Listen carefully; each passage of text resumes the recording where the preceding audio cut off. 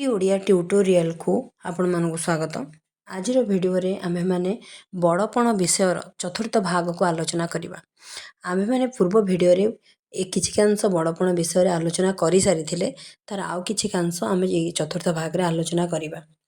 ता पूर्वरु बड़पण जो आमर महान राजा मानकर गुण गारिमा ता विषय अहंकार विषय एथिरे वर्णना करिसेंते।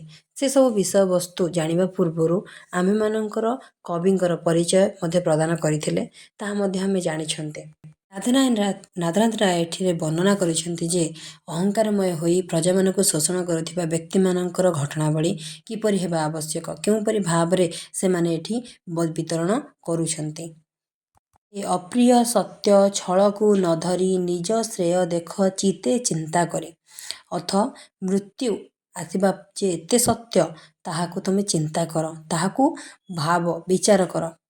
आउ कौन कह जाउची, निज श्रेय देख चिते चिंता करे, निजर गुण को निजर गारिमा को निज हृदय रे चिंता कर, जेउठा हमें करूछु ताहा ठीक ना भूल, सत्य छलना कले सत्य केबे असत्य रे परिणत हेई जाएनी। निज हृदय सत्य सबबेले अप्रिय होइथाए, ସେଥିପାଇଁ କୁହାଯାଇଛି ସତ୍ୟ ଯେତେବେଳେ କୁହାଯାଏ ଅପ୍ରିୟ ଲାଗେ, କିନ୍ତୁ ଏହା ନିରାଟ ସତ୍ୟ ଅଟେ। ଏ କଥା ମଧ୍ୟ ଏଥିରେ ରାଧାନାଥ ରାୟ ବର୍ଣ୍ଣନା କରୁଛନ୍ତି।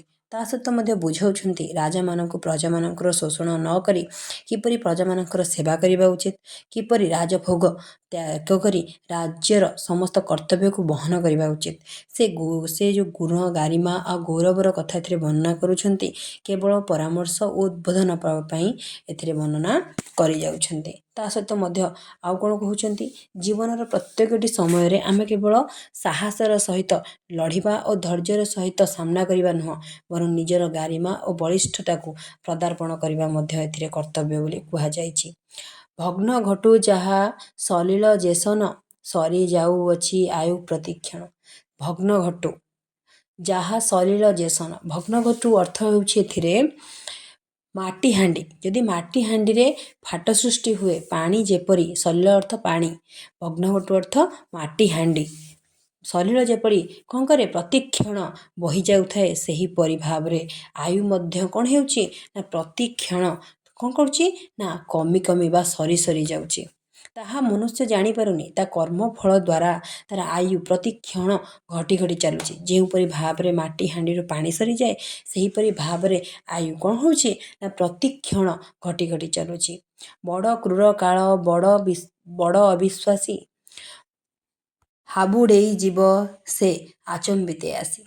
କ୍ରୂର, ବଡ଼ କ୍ରୂରର ଅର୍ଥ ହେଉଛି ନିଷ୍ଠୁର, କାଳ ଅର୍ଥ ସମୟ, ବଡ଼ ଅବିଶ୍ୱାସୀ। ତମେ ଭାବୁଥିବ କି ଆହୁରି ବହୁତ ସମୟ ବଞ୍ଚିବାକୁ ଅଛି, ବହୁତ ରାଜଭୋଗ ଭୋଗ କରିବାକୁ ଅଛି, ଆହୁରି ବହୁତ ପ୍ରଜାମାନଙ୍କୁ ଶୋଷଣ କରିବାକୁ ଅଛି, କିନ୍ତୁ ତା ନୁହଁ।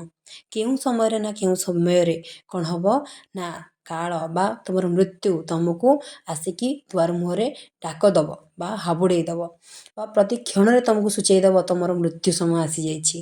ଆଚମ୍ବିତେ ଆସି, ହଠାତ୍ କେଉଁ କ୍ଷଣି ସେ ଆସିକି ତୁମ ପାଖ ସାମ୍ନାରେ ପହଞ୍ଚିଯିବ, ସେ କଥା ଏଥିରେ ରାଧାନାଥ ରାୟ ବର୍ଣ୍ଣନା କରୁଛନ୍ତି। ଦୂର ବାର୍ତ୍ତା ଜାଣି କାଳକୁ ଯେ ହସେ, ହସି ସେ ତା ପଛେ ଆସି ଲୁଚି ବସେ।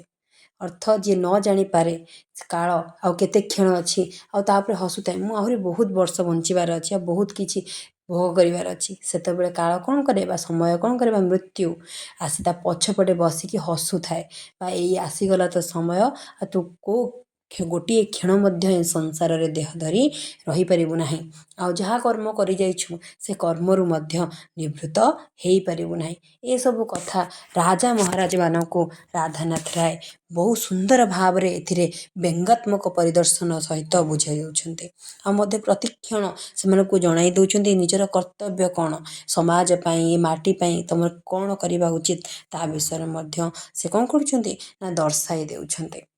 ରାଧାନାଥ ରାୟ ବହୁ ସୁନ୍ଦର ଭାବରେ କହିଛନ୍ତି, ନୀତି ବେଳ ବୁଝି ଛାମୁରେ ହାଜର, ହେବା ବିଧି ତାକୁ ନାହିଁଟି ଗୋଚର। ନୀତିବେଳ ପ୍ରତ୍ୟେକ କ୍ଷଣ ଯେଉଁ ସମୟରେ ତୁମର ଆୟୁଷ ପୂରିଥାଏ ସେହି ସମୟ ସେହି କ୍ଷଣ ସମୟରେ ସେ ଆସି କ'ଣ କରେ ନା ଛାମୁରେ ଅର୍ଥାତ୍ ସାମ୍ନାରେ ରାଜା ମହାରାଜମାନଙ୍କ ଆଗରେ କ'ଣ ହୁଏ ନା ପ୍ରକଟିତ ହୋଇଯାଏ। ସେ ପ୍ରକଟକୁ ଦେଖିଲେ କ'ଣ ଲାଗେ ନା କାଳର ପ୍ରତି ସ୍ୱରୂପ ଭୟାବହତା ସୃଷ୍ଟି ହୁଏ। ତାହାକୁ ନ ଜାଣି ଏ ସମୟକୁ କିପରି ଅତିବାହିତ କରିଦେଉଛି ମଣିଷ ତା ନ ବୁଝି କିପରି ଭାବରେ ନିଜ ସମୟକୁ ସଦୁପଯୋଗ କରିବା ଉଚିତ ତାହା ଚିନ୍ତା କରିବା ଉଚିତ। ଶୋଷଣ କରିବା ଉଚିତ ନୁହଁ। ଶୋଷଣକାରୀ ବିରୁଦ୍ଧରେ ସ୍ୱର ଉତ୍ତୋଳନ କରିବା ଉଚିତ। କେତେ ଦିନ ଖେଳୁଥିବ ଏହି ଖେଳ ପକାଇ ପାଖେଇ ଆସୁଛି ସେ ଅନ୍ତିମ କାଳ। ଏଇ ଯେଉଁ ଦୁଷ୍କର୍ମ ଏଇ ଯେଉଁ ଲୁଣ୍ଠନ ସବୁ ପ୍ରଜାମାନଙ୍କ ପାଖରୁ କରୁଛ କେତେ କାଳ ବା କେତେ ସମୟ ଏହିପରି ଲୁଣ୍ଠନ କରି ଚାଲୁଥିବ। ପାଖେଇ ଆସୁଛି ଅନ୍ତିମ କାଳ। ଅନ୍ତିମ ଅର୍ଥ ଶେଷ କାଳ। ଶେଷ କାଳ ରାଜା ମହାରାଜମାନଙ୍କର କ'ଣ କରୁଛି ନା ପାଖେଇ ଆସୁଛି ମାନେ ବହୁ ପାଖରେ ପହଞ୍ଚି ଗଲାଣି। ମିଛଟାରେ ଏଇ ଯେଉଁ ଗୁଣ ଗାରିମା ଆଉ କେତେ ଦିନ ପର୍ଯ୍ୟନ୍ତ ରହିବ ସେ କଥା ଏଥିରେ ବର୍ଣ୍ଣନା ରାଧାନାଥ ରାୟ କରୁଛନ୍ତି ଆଉ ବୁଝାଉଛନ୍ତି ମଧ୍ୟ। ଆସୁଛି ନୀରବେ ସ୍ନେହ ପ୍ରତିକ୍ଷଣେ ନିତ୍ୟଗାମୀ ରଥ ଚକୁ ଅନ୍ତରାଣେ। ସେ କ'ଣ କହୁଛନ୍ତି ନା ଆସୁଛି ନୀରବେ ସ୍ନେହ ପ୍ରତିକ୍ଷଣେ ପ୍ରତି କ୍ଷଣରେ କ'ଣ କରୁଛି ନା ତାକୁ ଅତିକ୍ରମ ହେଇଯାଉଛି ଅତିକ୍ରମ କରି ଚାଲିଛି ଓ ପାଖେଇ ପାଖେଇ ଆସୁଛି। କେଉଁପରି ଭାବରେ ଆସୁଛି ନା ନିତ୍ୟ ରଥ ରଥ ଯେପରି ଚକେ ଚକେ ଗଡ଼ିଥାଏ ସେହିପରି ଆସୁଛି। ଆୟୁ ସୂର୍ଯ୍ୟ ଯାଏ ତଳେ କେତେ ଗଡ଼ି ତୁମ୍ଭ ମାୟା ଯାଏ ଛାଡ଼ି ପରି ପଢ଼ି। ଆୟୁ ସୂର୍ଯ୍ୟ ଯାଏ ସୂର୍ଯ୍ୟଙ୍କର କିରଣ ଯେଉଁପରି ଭାବରେ ଧୀରେ ଧୀରେ ଧରାପୃଷ୍ଠରୁ କମି କମି ଯାଏ ସେହିପରି ଆୟୁ ମଧ୍ୟ ବା ଆୟୁଷ ମଧ୍ୟ ପ୍ରତି କ୍ଷଣ କମି କମି ଯାଉଥାଏ। ଏ କଥା ମଧ୍ୟ ରାଧାନାଥ ରାୟ ଏଥିରେ ବର୍ଣ୍ଣନା କରିଛନ୍ତି। ଆଉ ମଧ୍ୟ କ'ଣ କହୁଛନ୍ତି ନା ଜୀବନର ପ୍ରତ୍ୟେକ କ୍ଷଣ କେବଳ ନିଜ ସାମ୍ରାଜ୍ୟ ନିଜର ଗାରିମା ନିଜର ମହତ୍ତ୍ୱକୁ ପ୍ରତିପାଦନ କରିବା ଉଚିତ ନୁହଁ। ବରଂ ଆମେ ଏ ସଂସାରରେ ଦେହ ଧରି ଆସିଛେ ଲୋକମାନଙ୍କର ସେବା ସହଯୋଗ ଓ କୃତିତ୍ୱକୁ ପଦାର୍ପଣ କରିବା ଉଚିତ ବୋଲି ଏଥିରେ ରାଧାନାଥ ରାୟ ବର୍ଣ୍ଣନା କରିଛନ୍ତି। ଆଉ ମଧ୍ୟ କହୁଛନ୍ତି ସୂର୍ଯ୍ୟଙ୍କର କିରଣ ଯେଉଁପରି ଆମ ପୃଥିବୀ ପୃଷ୍ଠରୁ ପ୍ରତିକ୍ଷଣ କ୍ଷୟ ହୋଇ ହୋଇଯାଏ ଆଉ ରାତ୍ରି ପହଞ୍ଚିଯାଏ ସେହିପରି ରାଜା ମହାରାଜମାନଙ୍କର ଜୀବନରେ ରାତ୍ରି ନିଶ୍ଚିନ୍ତ ଆସିବ। କାଳ ସମୟ ଘଟିବ ନିଶ୍ଚିନ୍ତ। ମାୟା ତେଜ ତଳେ ଭେଦିବ ଯେତିକି ଅନ୍ତକ ଗଡ଼ରେ ଝିଙ୍କିବ ସେତିକି। ତା'ର ଅର୍ଥ ହେଉଛି କି ମାୟା ଯେତିକି ମୋହ ଲଗାଏ ସେତିକି ମଧ୍ୟ ବିନାଶ ବେଳେ ହରଣ କରିଥାଏ। ସେହିପରି ଭାବରେ ମାୟାର ସ୍ନେହ ମାୟାର ବନ୍ଧନକୁ ତ୍ୟାଗ କରିବା ଉଚିତ। ଅନ୍ତକ ଅର୍ଥ ଅନ୍ତିମ ସମୟରେ ସେ ଜିନିଷକୁ କ'ଣ ହୁଏ ସମୟର ଶେଷ ପର୍ଯ୍ୟାୟରେ ଯେଉଁ ସମୟରେ ମୃତ୍ୟୁ ଆମ ପାଖରେ ଛିଡ଼ା ହୋଇଥାଏ ସେ ସମୟର କଥା ଏଥିରେ ରାଧାନାଥ ରାୟ ବର୍ଣ୍ଣନା କରୁଛନ୍ତି। ଆଉ କହୁଛନ୍ତି ମଧ୍ୟ ରାଜା ମହାରାଜମାନଙ୍କର ଗୁଣ ଗାରିମା ସେଇ ପର୍ଯ୍ୟନ୍ତ ଚାଲିଥାଏ ଯେଉଁ ପର୍ଯ୍ୟନ୍ତ ମଣିଷର ଅନ୍ତ ନ ହୋଇଥାଏ। ଅନ୍ତ ହେଲା ପରେ ତା'ର ସମସ୍ତ କର୍ମଫଳ ତାକୁ ଭୋଗ କରିବାକୁ ପଡ଼େ। ଆଉ ଯେତିକି ମାୟା ଯେତିକି ମୋହ ଆମର ଧନ ସମ୍ପତ୍ତି ଉପରେ ଥାଏ ଆଉ ସେତିକି କଷ୍ଟ ମଧ୍ୟ ଆମକୁ ମୃତ୍ୟୁ ସମୟରେ ଲାଗିଥାଏ। ଆଉ ସେମିତିକି ଆମକୁ କ'ଣ କରେ ତଳକୁ ଓଟାରେ ଉପରକୁ ଊର୍ଦ୍ଧ୍ୱଗାମୀ ହେବା ପାଇଁ ଦିଏ ନାହିଁ। ଏ କଥା ମଧ୍ୟ ଏଥିରେ ରାଧାନାଥ ରାୟ ସୁନ୍ଦର ଭାବରେ ରାଜାମାନଙ୍କୁ ଉପେକ୍ଷା କରି ବ୍ୟଙ୍ଗ ଭାବରେ ବ୍ୟଙ୍ଗାତ୍ମକ ପରିଦର୍ଶନ କରି ବୁଝାଇ ଦେଉଛନ୍ତି। ଆଉ ମଧ୍ୟ ସେଥିରେ ବହୁ ସ୍ୱଚ୍ଛନ୍ଦରେ ବର୍ଣ୍ଣନା କରୁଛନ୍ତି କି ଜୀବନର ପରିସ୍ଥିତିକୁ କିପରି ସାମ୍ନା କରିବା ଉଚିତ କେଉଁପରି ରାଜ୍ୟଭାର ଗ୍ରହଣ କରିବା ଉଚିତ। ସେ କଠିନ ଝିଙ୍କା ଝିଙ୍କିରୁ ନିସ୍ତାର ଲାଭ ଲାଗି ଆଗୁ ହୁଅ ହୁସିଆର।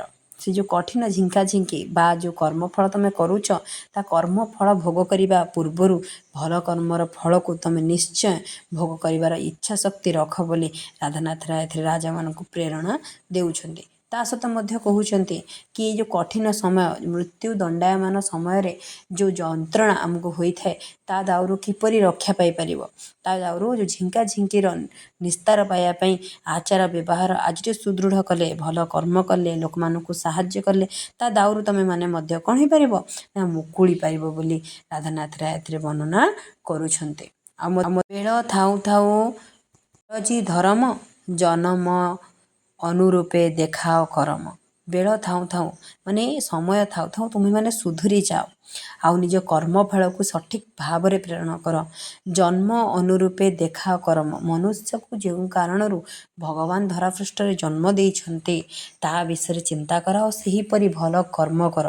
ମନୁଷ୍ୟ କେବଳ ହିତ ପାଇଁ ବା ଅନ୍ୟର ହିତ ପାଇଁ ଉପକାର ପାଇଁ ସଂସାରରେ ଧରାପୃଷ୍ଠରେ ଜନ୍ମଗ୍ରହଣ କରିଥିବା କଥା ଏଥିରେ ରାଧାନାଥ ରାୟ ରାଜା ମହାରାଜମାନଙ୍କୁ ବର୍ଣ୍ଣନା କରିଛନ୍ତି। ତା ସହିତ ପରାମର୍ଶ ମଧ୍ୟ ଦେଉଛନ୍ତି କି ଭଲ କର୍ମ କଲେ ଆମକୁ ଅନ୍ତିମ ସମୟରେ ଭଲ ଫଳ ହିଁ ମିଳିଥାଏ।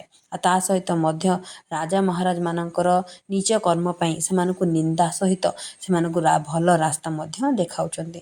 ଜନ୍ମ ଫଳେ ଭେଦେ ବଡ଼ପଣ ପାଇ ଧର୍ମ ଫଳେ ତାକୁ କର ଚିରସ୍ଥାୟୀ।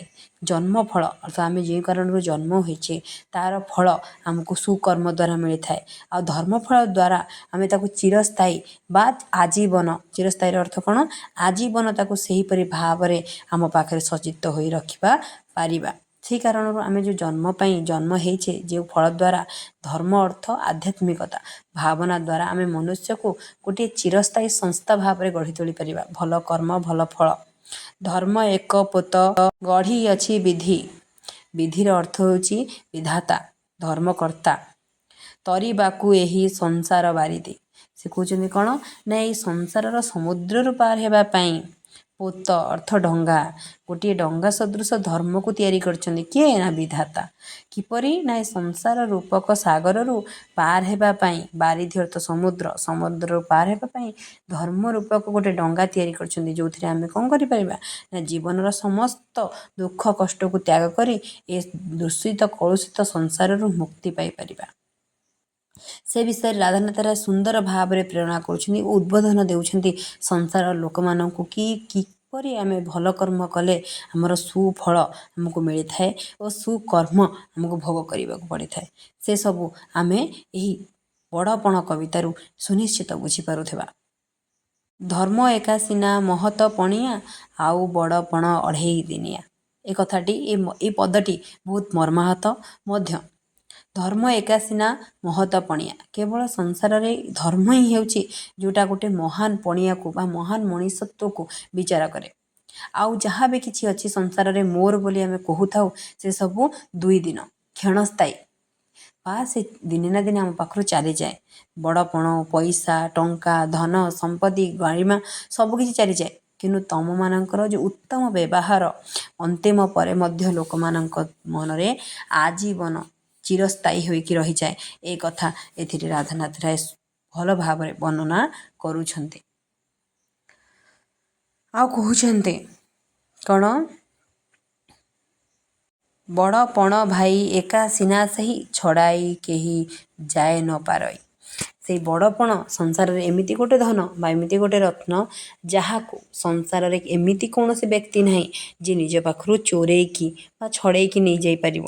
ସେଇ ଗୋଟେ ମହାନ ପଣିଆ ଯିଏ ଜୀବନର ମୃତ୍ୟୁ ସମୟରେ ବି ଆମକୁ ସାଙ୍ଗରେ ଥିବ। ଏ କଥା ମଧ୍ୟ ରାଧାନାଥ ରାୟ ଏଥିରେ ବର୍ଣ୍ଣନା କରୁଛନ୍ତି ଓ ସୁନ୍ଦର ଭାବରେ କହୁଛନ୍ତି ଜୀବନର ଏମିତି କୌଣସି ସମ୍ପତ୍ତି ନାହିଁ ଯାହାକୁ ଚୋର ନ ନେଇଯାଇପାରେ। କିନ୍ତୁ ତମର ମହାନ ପଣିଆ ତମକୁ କେବେ ବି ତମକୁ ଚୋର ଠକ ତମ ପାଖରୁ ଛଡ଼େଇ ନ ନେଇ। ବଡ଼ପଣ ସେହି ଅନ୍ତେ ସୁଦ୍ଧା ଯାର ସୌରଭେ ଝଟକୁ ଥାଏ ଏ ସଂସାର। କି ବଡ଼ପଣ ଏମିତି ଗୋଟେ ସୁନା ବା ଏମିତି ଗୋଟେ ଦ୍ରବ୍ୟ ଯିଏ ସଂସାରରେ ସବୁ ଜୀବନର ଶେଷ ସମୟ ପର୍ଯ୍ୟନ୍ତ କ'ଣ ଥାଏ ନା ସଂସାରର ଶେଷ ପର୍ଯ୍ୟନ୍ତ ଚହଟୁ ଥାଏ ବା ଝଟସୁ ଥାଏ। ସିଏ ହିଁ ଏକମାତ୍ର ସମ୍ପତ୍ତି ଯାହାଦ୍ୱାରା ମନୁଷ୍ୟ ଆପଣ ଏମିତି ଗୋଟେ ସମ୍ପତ୍ତି ଯାହା ସୂର୍ଯ୍ୟଙ୍କ ପରି ସଂସାରରେ ସବୁ ସମୟରେ ଝଟସୁଥାଏ। ମଣିଷର ମଣିଷତ୍ୱକୁ ପ୍ରତିପାଦନ କରୁଥାଏ କ'ଣ ନା ବଡ଼ପଣ ବା ବଡ଼ ପଣିଆ। କେବଳ ଦେଖେଇଲେ ନୁହେଁ, କର୍ତ୍ତବ୍ୟ ପାଳନ କଲେ ହିଁ ସେ ବଡ଼ ପଣିଆ କ'ଣ ହୋଇଥାଏ ଲୋକ ମୁଖରେ ନିଃସୃତ ହୋଇଥାଏ, ଶୁଭିଥାଏ ଆଉ ଯାହାର ଫଳସ୍ୱରୂପ ଆମକୁ ଅନ୍ତିମ ପରେ ଭୋଗ କରିବାକୁ ପଡ଼ିଥାଏ। କିନ୍ତୁ ଆମେ ସଂସାରର କର୍ମଫଳକୁ ଭୁଲି ଯାଉଛେ। କିପରି କର୍ମଫଳ କରିବା ଉଚିତ ତାହା ବୁଝିପାରୁନାହିଁ। ବଡ଼ପଣ ସିନା ସେହି ତାକୁ ଗଣି ଯେଉଁ ବଡ଼ପଣ ଦୁଇଲୋକ ସାଧିନୀ। ଦୁଇଲୋକ ଅର୍ଥ 2 ପୁର ବା ସ୍ୱର୍ଗ ଆଉ ମର୍ତ୍ତ୍ୟକୁ ସମ୍ବୋଧନ କରାଯାଉଛି। ଯାହା ମନରେ ବଡ଼ପଣ ଥାଏ ସେ 2ଟା ଲୋକକୁ ଜୟ କରିପାରେ ବା 2ଟା ଜାଗାକୁ ଜୟ କରିପାରେ, ମୃତ୍ୟୁକୁ ଜୟ କରିପାରେ ଆଉ ମର୍ତ୍ତ୍ୟ ଲୋକରେ ସମସ୍ତଙ୍କୁ ଜୟ କରିପାରେ। ବଡ଼ପଣ ଯାହାର ବ୍ୟବହାର ଅଛି, ବଡ଼ପଣ ଯେଉଁମାନେ ବ୍ୟବହାର କରୁଛନ୍ତି ମହାନ ପଣିଆକୁ ବାର୍ତ୍ତା ଦେଉଛି। ଏମାନେ ହିଁ ସଂସାରରେ ସମସ୍ତ କର୍ମକୁ ସାଧନ କରିପାରନ୍ତି ବୋଲି ଏଥିରେ ରାଧାନାଥ ରାୟ ବର୍ଣ୍ଣନା କରିଛନ୍ତି।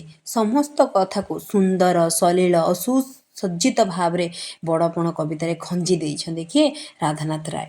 ବହୁତ ସୁନ୍ଦର ଭାବରେ ବର୍ଣ୍ଣନା କରୁଛନ୍ତି। ଦୁଇ ଲୋକ ଅର୍ଥ ମୃତ୍ୟୁ ପରେ ମଧ୍ୟ ସେ ଅମର ରହେ। ସେହି ସିନା ବଡ଼ ପଣ ଯହିଁ ଲାଗି, ଅନ୍ତ କର ବଜ୍ର ଦନ୍ତ ଯାଏ ଭାଙ୍ଗି।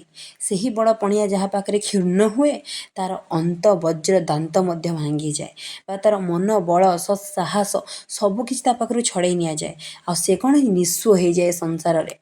ଯେଉଁ ମହାନ ପଣିଆମାନେ ବା ମହାନ ବ୍ୟକ୍ତିତ୍ୱମାନେ ଏଥିରେ କ'ଣ କରୁଛନ୍ତି ନା ଲୁଣ୍ଠନ କରୁଛନ୍ତି, ପ୍ରଜାମାନଙ୍କୁ ଶୋଷଣ କରୁଛନ୍ତି। ସେମାନେ ଭୁଲି ଯାଉଛନ୍ତି କି ଏହି କର୍ମଫଳ ଦ୍ୱାରା ସେମାନଙ୍କର କଷ୍ଟଦାୟକ ଜୀବନ ବା ଅନ୍ତିମ ସମୟରେ ତାଙ୍କୁ କେତେ ଯେ ପୀଡ଼ନ ହେବ, କେତେ ଯେ କଷ୍ଟ ହେବ, ତା ବିଷୟରେ ସେମାନେ ଭୁଲି ଯାଉଛନ୍ତି। କିନ୍ତୁ ବୁଝିପାରୁନାହାନ୍ତି ଜୀବନର ଶେଷ ପର୍ଯ୍ୟାୟରେ ମଧ୍ୟ ଏହି କର୍ମ ଫଳକୁ ନେଇ ବଞ୍ଚିବାକୁ ହୁଏ ବୋଲି। ସେହି ବଡ଼ପଣେ ବଳାଅ ଯେମିତି, କାଳ ନ ପଶି ପାରିବ ସେମିତି। କହୁଛନ୍ତି କ'ଣ? ସେହି ବଡ଼ ପଣିଆରେ ଏମିତି ବଳିୟାନ ହୁଅ କି କାଳ ମଧ୍ୟ ବା ମୃତ୍ୟୁ ମଧ୍ୟ ତୁମ ପାଖ ପଶି ପାରିବନି। ତୁମର ଏତେ ସୁପରିଚିତ ଲୋକମାନେ ଥିବେ କି ତୁମକୁ ମୃତ୍ୟୁକୁ ମଧ୍ୟ ତୁମ ପାଖ ଛୁଇଁ ପାରିବନି। ଏପରି ତୁମେ ବଳିୟାନ ହୁଅ, ଏପରି ବଡ଼ ପଣ ପ୍ରତିଷ୍ଠା କର। ଅନ୍ୟର ବଡ଼ପଣରେ ନିଜର ଗାରିମାକୁ ବିସ୍ତାର କରିବାକୁ ଚେଷ୍ଟା କର ନାହିଁ। ନିଜେ ସୁଫଳ ସୁକର୍ମ ଦ୍ୱାରା ନିଜର କର୍ମମୟ ଜୀବନକୁ ପର ପାଇଁ ଉତ୍ସର୍ଗ କର, ପର ଲୋକମାନଙ୍କର ସେବା କର। ଏ ବିଷୟରେ ମଧ୍ୟ ସୁନ୍ଦର ଭାବରେ ବେଳା କର ନାହିଁ ପାଇଏ ସୁବିଧା, ଲଭିବାକୁ ସେହି ବଡ଼ପଣ ନିଦା। ଜୀବନରେ ଯେଉଁଟାକୁ ପାଇଛ ତାକୁ କେବେ ନିନ୍ଦା କର ନାହିଁ। ଏ ବଡ଼ପଣର ସୁବିଧା ଜୀବନରେ ଭୋଗ କରିବାକୁ ଆଉ ସଂସାରରେ ସମୟ ମିଳିବ ନାହିଁ। ତୁମକୁ ଯେଉଁ ସୁଯୋଗ ମିଳିଛି ତା'ର ସଦୁପଯୋଗ କର। ଆଉ ବଡ଼ହାନ ପଣିଆକୁ ଏ ସମଗ୍ର ଆଗରେ ବିଶ୍ୱରେ ସଂସାରରେ ପ୍ରତିପାଦନ କର। ସଂସାରର ସତ୍ତ୍ୱକ ସାର ବଡ଼ପଣ, ଲାଳସାରୁ ନିଅ ବାହୁଡ଼ାଇ ମନ। ଏ ସଂସାରର ସବୁଠାରୁ ସ୍ତକ ଜିନିଷ ବା ମୂଲ୍ୟବାନ ଜିନିଷ ହେଉଛି ବଡ଼ପଣ। ଆଉ ଯେଉଁ ଲାଳସା ରଖିଛ, ଲୁଣ୍ଠନ କରୁଛ, ଧନ ସମ୍ପତ୍ତିରେ ଗନ୍ତାଘର ପୁରାଉଛ, ତା'ଠାରୁ ନିବୃତ୍ତ ହୁଅ ବୋଲି ଏଥିରେ ପ୍ରେରଣା ଦେଉଛନ୍ତି। ଆଉ ଲୋକମାନଙ୍କୁ, ରାଜା ମହାରାଜାମାନଙ୍କୁ ବିଶେଷ କରି ଏ ସମ୍ବୋଧନଟି କରାଉଛନ୍ତି ରାଧାନାଥ ରାୟ। ଆଉ କ'ଣ କହୁଛନ୍ତି?